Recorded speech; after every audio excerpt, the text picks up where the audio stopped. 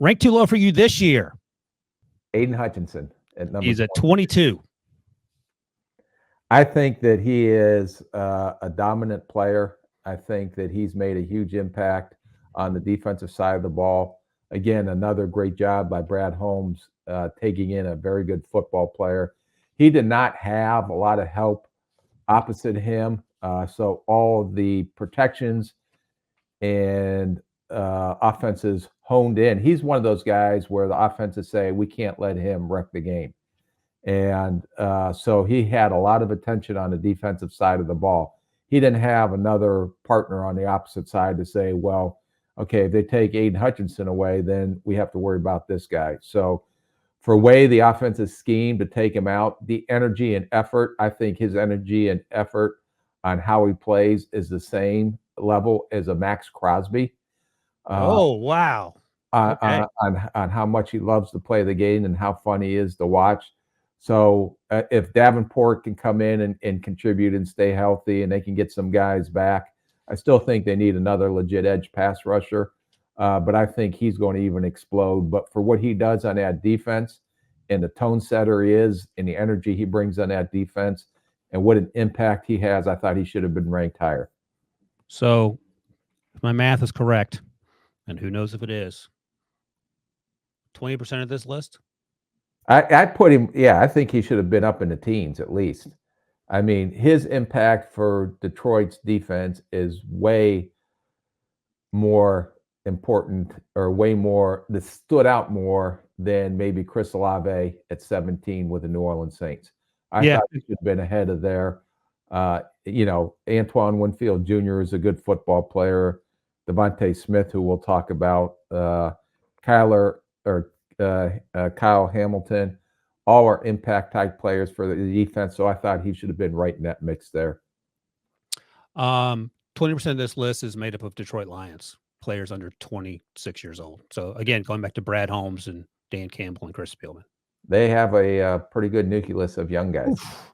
And oh, by the way, Terry and Arnold and Ennis Rakestraw going to help with the secondary.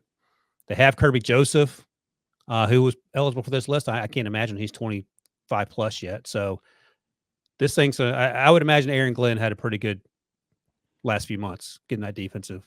Yeah, no, they were very aggressive attacking their weakness. And last year, you can argue their offense was, if not the top, one of the tops in the league last year, but their defense couldn't hold up as well. Now, some of that was, I thought Aaron Glenn did a phenomenal job because with their aggressive style of going for it on fourth down, and they didn't get it, it ends up putting the defense in some tough situations.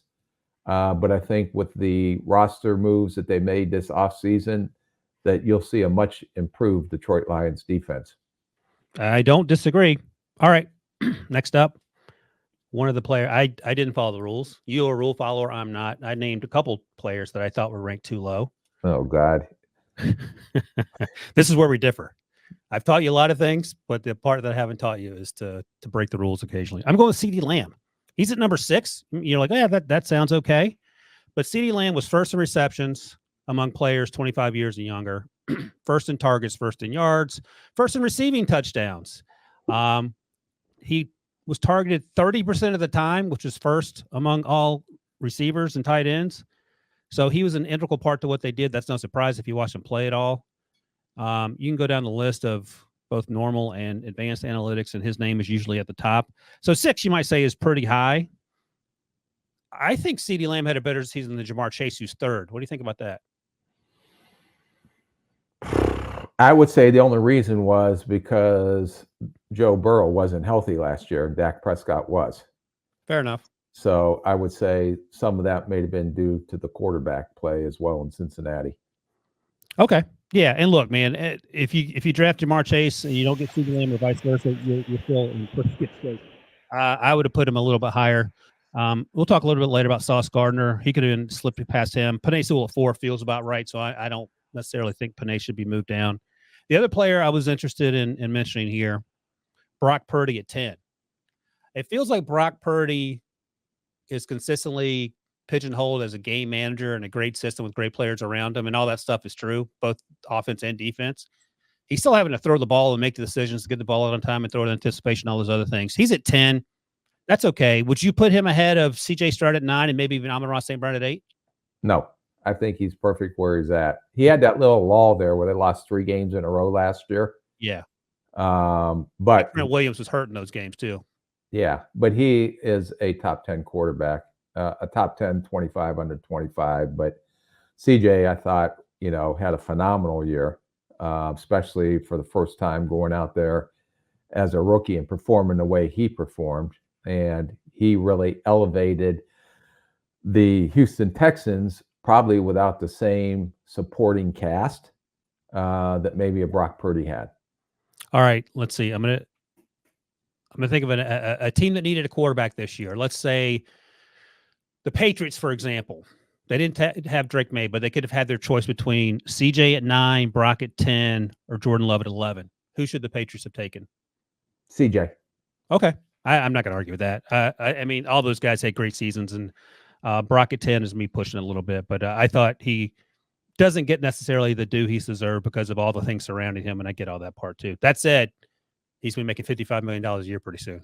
Yeah, he is. One more year. Just hang in there in the minimum salary. Yeah, if he can live in Northern California for one more year, $900,000, he'll be able to buy the house that he wants.